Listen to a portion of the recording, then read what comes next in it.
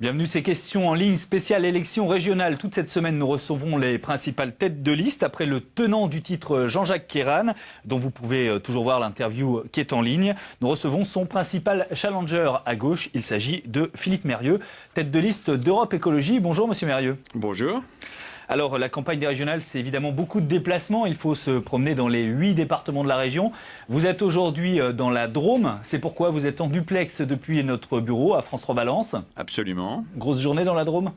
Eh bien, écoutez, chaque semaine, nous avons une thématique et chaque semaine, cette thématique est portée par un département en particulier. Aujourd'hui, nous avons à Valence une journée entièrement consacrée à la question des transports. Donc, ce matin, j'ai commencé très tôt avec un pédibus. Vous savez, un pédibus, ce sont des enfants accompagnés en commun par les parents pour aller à l'école, de telle manière à ce que les parents n'aient pas chacun individuellement à faire ce trajet ni à prendre leur voiture. Et c'est une initiative citoyenne que je trouve particulièrement positive et formative, moi qui suis sensible aux questions d'éducation, parce que ça permet très tôt de sensibiliser les enfants à l'éducation, à la ville. Et puis, je suis allé voir tout à l'heure des gens qui travaillent sur le vélo en ville et qui tentent de promouvoir le transport doux et puis aussi une façon plus coopérative de s'organiser en réparant ensemble des vélos, etc. Nous allons voir des tas d'autres initiatives citoyennes parce que l'écologie, elle est déjà là. Il y a des tas de gens qui la font déjà. Et moi, je suis très heureux dans la Drôme, comme je l'étais à Die ce week-end, de voir à quel point les utopies de l'écologie sont en marche. Alors, vous avez 60 ans, Monsieur Mérieux. Vous êtes un peu novice en politique. Tête de liste, c'est la première fois que ça vous arrive. D'abord, je dois vous poser une question qui me trouble depuis que je suis en train de vous regarder. Mais où est passée votre moustache? Ah, écoutez, alors ma moustache, je l'ai rasée le jour de mes 60 ans parce que justement mes filles m'ont dit, écoute papa, il faut que tu te rases la moustache, tu pars dans une nouvelle vie et alors, voilà, c'est un signe. Non, c'est en fait parce que tout bêtement, mes filles me l'ont demandé. C'est pas pour elles ont changer trouvé ça rigolo. C'est pas pour changer votre petit côté look prof, quoi? Non, pas du tout, non. J'ai jamais eu vraiment le culte des looks et je suis nature, entre guillemets, sauf qu'effectivement, vous avez raison, je démarre une nouvelle carrière à 60 ans, c'est intéressant et je crois aussi que c'est un signe fort qui est donné, que le fait que des citoyens qui ont consacré leur vie à une question, moi c'est l'éducation et la formation, eh bien ces citoyens-là puissent à un moment donné s'investir dans un champ qui est celui de la politique, mais d'une politique qui n'est plus le fait de politiciens professionnels, mais de citoyens engagés. C'est le sens d'Europe Écologie. Je lisais dans une interview que vous reprochiez un peu à Jean-Jacques Kérane le côté pipolisation de sa liste, notamment Gwendal Pesra. Est-ce que vous n'êtes pas finalement un peu le people d'Europe Écologie ? Écoutez, je ne crois pas. D'abord, il me semble que je n'ai jamais vraiment joué dans la cour des people. Pour ma part, en tout cas, mais vous êtes très médiatisé, quand même. Oh, écoutez, je ne crois pas être très médiatisé. Je suis quelqu'un qui s'est battu dans sa vie pour des questions auxquelles il croit. Il attache de l'importance, l'éducation, la formation, la citoyenneté, la vie associative, les droits de l'homme. Et forcément, quand on se bat et quand on est un peu sur certains fronts, qu'on prend des risques, on est un peu médiatisé. Mais on est médiatisé parce qu'on sert des idées, on n'est pas médiatisé parce que on est une personne plus intéressante que les autres. Moi, ce que je voudrais médiatiser, c'est l'idée de solidarité, c'est l'idée de coopération, c'est l'idée de respect mutuel des hommes et de la planète. C'est ça que je voudrais médiatiser. Les personnes, après, c'est pas très important. Alors, vous êtes, pas vous personnellement, mais les Verts, qui est une composante d'Europe Écologie, mais les Verts faisaient partie de la majorité de Jean-Jacques Kérane. On a du mal à comprendre le sens de cette candidature. Comment on a pu être pendant 6 ans dans une majorité, voter avec elle, et aujourd'hui être concurrente de cette majorité? Alors, d'une part parce que il y a eu, il y a 6 ans, 2 listes. Les Verts sont déjà partis d'une manière séparée. Ils ont fait un peu plus de 10% au premier tour. Ils ont fusionné entre les 2 tours avec la liste du Parti socialiste et ils ont engagé avec cette liste un contrat de mandature sur un certain nombre d'objectifs que les Verts ont apporté et ont exigé pour fusionner. Et je crois qu'ils ont fait progresser ainsi la politique régionale dans la négociation de ce contrat de mandature et leur fusion a été un élément important et qui a contribué à faire développer la politique régionale. Alors ils ont voté... Est-ce qu'ils n'assument pas aujourd'hui le bilan de Jean-Jacques Kérane, les Verts? Bien sûr que si, ils assument toute une série de choses du bilan et en particulier beaucoup d'initiatives qui vont dans le sens du développement durable, qui vont dans le sens de la participation participation citoyenne, qui vont dans le sens d'une aide plus importante donnée par exemple à l'agriculture bio.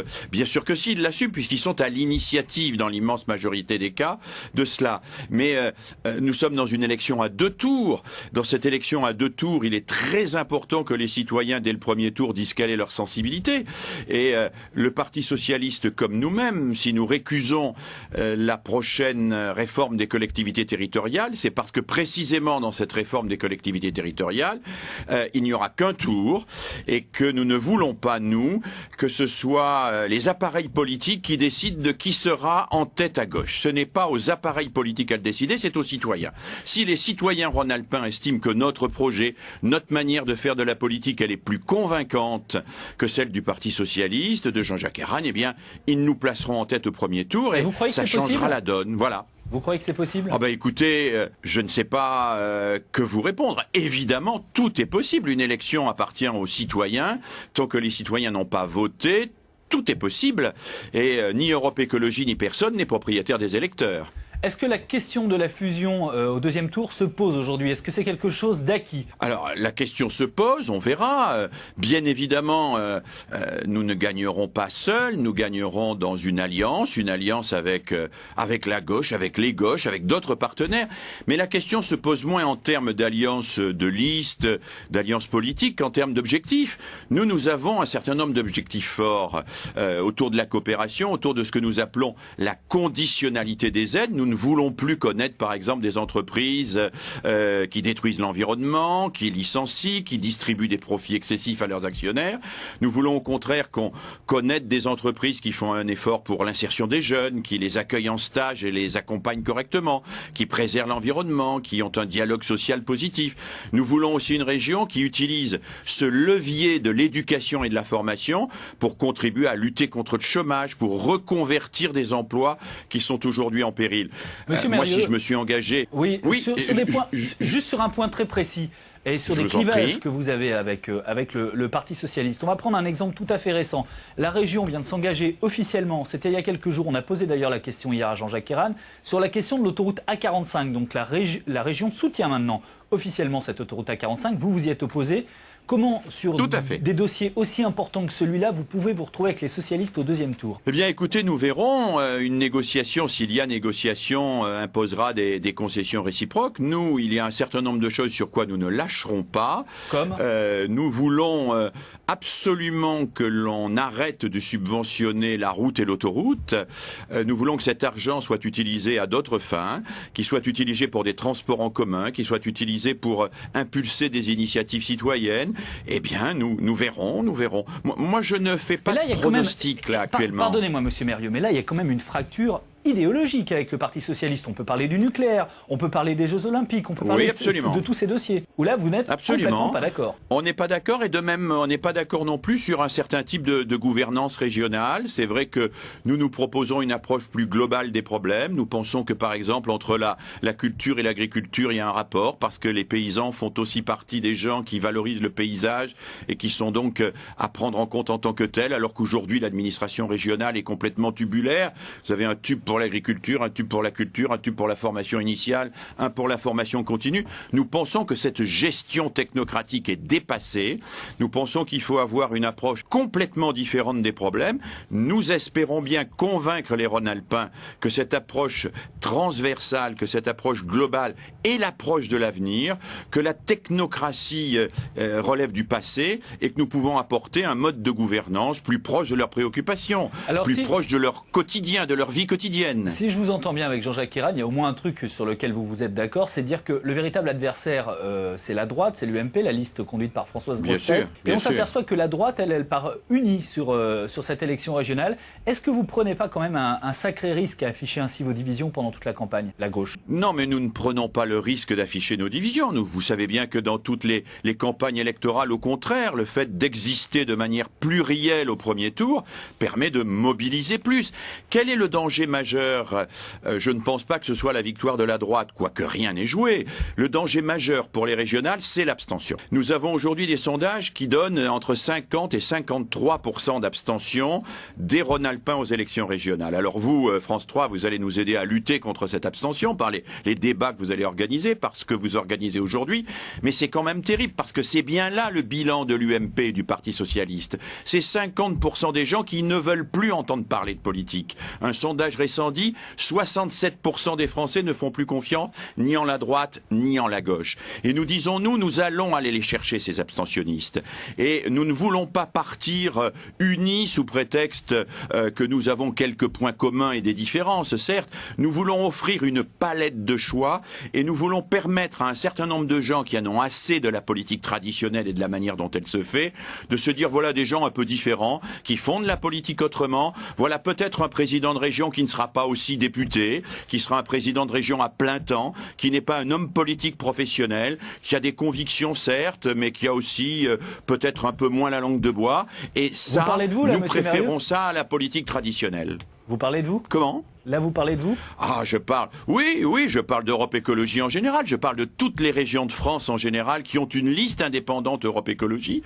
Non pas parce que le Parti Socialiste serait notre adversaire. J'ai dit 1000 fois qu'il n'était pas notre adversaire, que nous étions alliés contre la politique de la droite actuellement. Mais nous sommes en réalité des concurrents du premier tour pour ouvrir la palette, ouvrir les choix, mobiliser plus massivement les abstentionnistes, et toute la gauche va y gagner.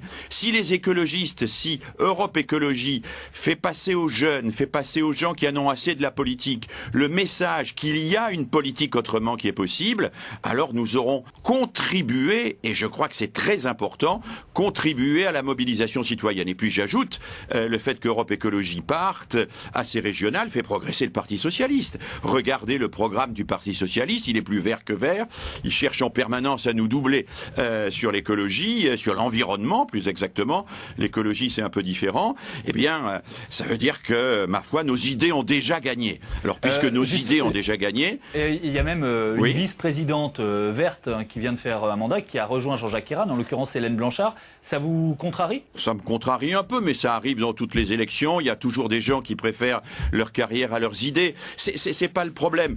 Le problème, c'est la capacité que nous avons à incarner autre chose, à incarner la solidarité au cœur du politique. Nous sommes pour la coopération entre les citoyens, nous sommes pour promouvoir des formes d'économie nouvelles, fondées sur l'interaction, fondées sur la mutualisation. Nous sommes pour que les producteurs agricoles et les consommateurs se rapprochent et que des circuits courts remplacent ces immenses circuits via les supermarchés où tout le monde y perd à l'exception des grands trusts.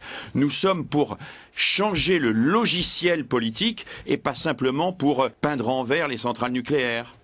Dans l'hypothèse où vous êtes devant le Parti Socialiste au soir du premier tour et dans la deuxième hypothèse où la gauche remporte cette élection régionale, est-ce que potentiellement, Monsieur Mérieux, c'est vous qui êtes le présidentiable, et est-ce que vous vous sentez assez d'expérience pour diriger une région comme celle-là, la première ou la deuxième de France ? Alors écoutez, la question n'est pas là. La question, elle est, est-ce que l'équipe dans laquelle je me trouve... Non, mais les électeurs vont bien évidemment voter pour quelqu'un, mais il faut quand même arrêter de raconter des histoires. Une personne, le président de la République n'écrit pas ses discours, les Français le savent. Le président de la République ne connaît pratiquement aucun des dossiers sur lesquels il explique tout. Il a des collaborateurs et il faut jouer l'équipe. Alors, on fait semblant de croire qu'un président de région est un espèce de monarque qui connaît tout sur tout parce que c'est le jeu de la campagne électorale. Mais la réalité, c'est qu'un président de région est un animateur, c'est quelqu'un qui sait organiser le travail en commun, qui sait aussi aller vers les gens, les entendre, les écouter, qui sait arbitrer, mais qui sait surtout travailler avec les compétences qui existent autour de lui. Donc il y a une personnalisation légitime et naturelle au cours de la campagne, mais il ne faut pas que cette personnalisation obère l'idée que la région, ça n'est pas une baronnie avec un baron à sa tête qui légifère sur tout.